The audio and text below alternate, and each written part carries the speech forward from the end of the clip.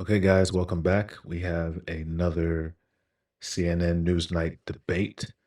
Today we have a really popular streamer, conservative streamer, uh, political commentator, Ben Shapiro, and we're catching it in the middle of the debate. So he's basically arguing against Social Security and making some claims about should we pay people for Social Security? When should we pay people for Social Security? And there's a little bit of a back and forth, but let's check it out and we'll comment. I mean, the life expectancy, if you make it to 65 and you're a dude, is now 83. So the real question that I was asking is, when should the government pay you to retire? Which is a sort of different question than when should you retire. When you should retire is sort of a personal question, and also it depends on your definition of retirement. I don't think that, if your goal is to be 65 and sitting on a beach for the rest of your life doing nothing, that the social science tends to say that's not very good for you. You actually should be involved in your community and get involved and still have a side job and all the rest of that.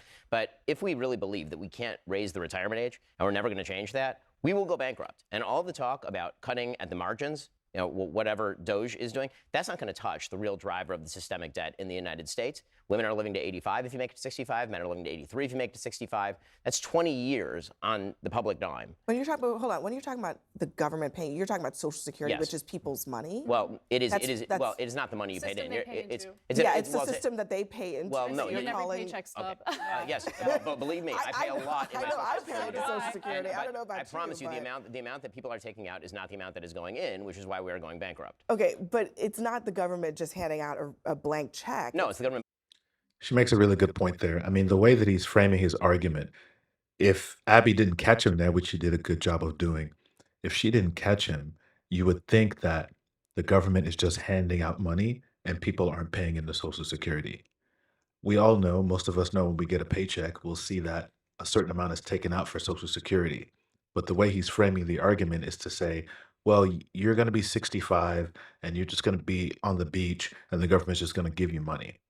And obviously, he's arguing against Social Security being paid out at age 65. He wants to raise the Social Security age so that, or the Social Security payout age, so that people can get paid older than 65. That's why he segments those stats and says, if you live to 63, you're going to live to 85 if you're a man, or if you live to 65, if you're a woman, you're going to live to 85. To say, like, people are getting older and older, and we're going to run out of money if we have to pay these old people. In addition, we're giving them money that they didn't earn. But Abby does a good job of catching him there. Because if she would have left that unchecked, someone who doesn't know about Social Security would be like, wow, Ben makes a really good point. We can't just give old people money. But in fact, as we all know, we're all paying into this. And essentially, he's arguing against an investment. He's like, well, you don't get as much money as you put in. That's called an investment. And typically that's what you want. Because if that was the case, then people would just take their money and put it under their mattress. So of course they're paying into a system with the hopes that when they get older, they'll get more money than they put in. There's something called inflation. So a dollar when I was 16 is not the same as a dollar now that I'm 41 years old. Borrowing money to into the pay, Social well, Security you pay system. in X dollars and then you get multiple times X dollars when you retire. That is how the system works. It is not a lockbox. This is what Al Gore was arguing about in 2000. The other part of this though is at 65, right?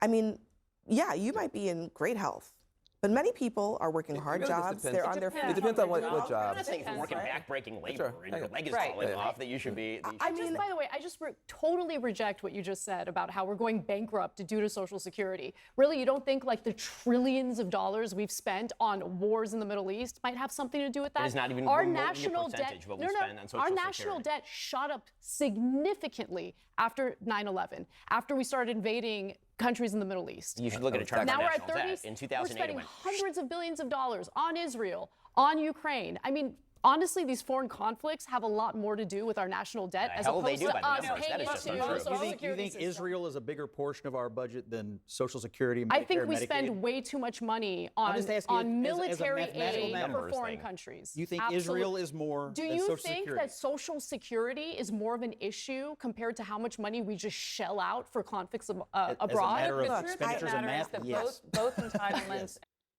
So, of course, now here comes the debate. Scott, the guy with the yellow lapel, which he's wearing for the hostages in Israel, but he doesn't wear anything else for the people who are suffering on the other side of the conflict. Him and Ben Both are great supporters of Israel, and they are trying to. And Anna, who's who's strongly opposed to Israel, and is saying, "Well, Ben, it's not going to be that. It's not that the issue that paying into Social Security is giving us so much debt. We're also putting a lot of money in supporting these other countries." And it's really interesting that the two Donald Trump MAGA America First people are actually arguing in favor of another country. So this is the dichotomy, and I'm surprised that nobody brings this up. This is the dichotomy. This is the both sides that you have to play if you're a MAGA and you're a supporter of Israel, because a great majority of Trump's lore and his draw is to say, we're America first. But these guys, who are really, really strong supporters of Israel, they're in fact saying, no, we don't want America first. We don't want to pay Americans, AKA through Social Security. We want to take money and give it to another country that's not America. In fact, they're like arguing against an America first policy and saying America first, second, or third, but also Israel first and foreign wars first. This is the kind of both sides talk that they have to do if you're a supporter of Israel and also if you're a supporter of MAGA. But it's not uncommon if you're a supporter of Donald Trump and MAGA that you'll say contradictory statements and you'll have to eat your words later on. But nobody brings that up here, which is surprising. Anna is usually sharp on those things. But defense are a big issue. I actually think Ben has a point here. I think that the nature of aging has changed. I think retirement is evolving. I mean, my husband is 71 years old. He's still writing books. I'm 55. I hope to work for another 15 years at least. But I do think it depends on the kind of job you do. And it starts to get into the devil's in the details here, because if I'm working with my hands and I'm 65, that's a problem. Maybe technology can help, et cetera. But there's got to be some understanding of what people are doing. There's got to be probably some means testing, which gets to this point about the growing wealth divide, because there really are two Americas here. it's a short video, but I mean, what she said, it was really kind of milk toasty. There's always been two Americas. There's no shock in that. There's no. Oh, Van is also wearing a an Israeli hostage pin. Um, but there's no shock in the fact that there's two Americas. There's always been two Americas. Since its inception, there's been multiple Americas. Ask the people who were under chattel slavery. Ask the Native Americans who had their land stolen. There's always been a separate America. So the idea now that there's two Americas and we need to rethink Social Security, it's an interesting concept. And also a key point about Social Security, there's a cap at around $170,000. So at around $170,000, you don't pay any more into Social Security. This is a really good example to understand it. If I make $170,000 as a business owner, I'm only paying X amount in Social Security. I can't pay any more in Social Security. That means if I make $178 million as a business owner, I'm not paying any more into Social Security than the person who makes $178,000. This is how people who are really, really rich are not as affected by these taxes and by the system. But there's a groundswell of people kind of being upset about this. There's a groundswell of people saying, "Well, it's not really fair. I make 178,000. This guy makes 300 million a year, and we're paying the same amount in Social Security." This is the argument that you'd hear a lot of times from people on the progressive side or on the left or the Democratic side saying, and even on the Republican side, saying that the rich need to pay their fair share. This is just one of the many ways that people who make extreme amounts of wealth are not paying proportionally the same amounts of people who make average or even relatively wealthy. Um, and Ben's point earlier about people being 65 years old and just sitting there and the government's paying them, again, he has to paint and create a picture of laziness. That the reason why he's rich and other people are rich is because they worked hard. And the people who we're trying to take money from, they don't deserve the money. In fact, they're lazy.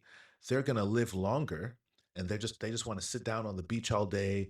And according to social data, it's not a good thing. Although when you think about somebody sitting on the beach, they're not just sitting on the beach all day. They're they're going to their tennis game. They're going to get the local fresh food at the market. They're in a book club. These aren't people. These people aren't just sitting down at the beach all day.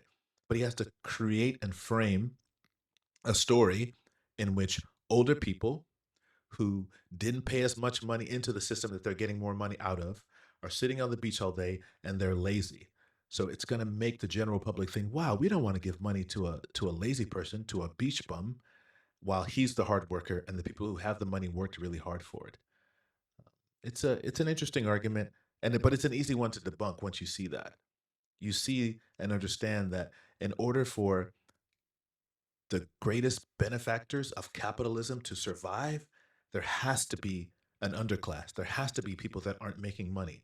And it's easier for the middle class to be okay with the demonization of the underclass if the upper class makes the underclass look like they're lazy bums. It's really an interesting play, but it's actually quite simple when you look at it. So, pretty short video today, guys. Tell me what you think. Do you think that we should raise Social Security age? Do you think that people who make above $170,000 a year should pay proportionally the same amount as people who make below? Um, put in any requests to any other videos that you guys want me to comment on. Like, chat, subscribe to the channel. I'm really excited to do this. And if you guys want me to speak on any other topics, anything socially, politically, let me know and I'll be there for you. So thanks.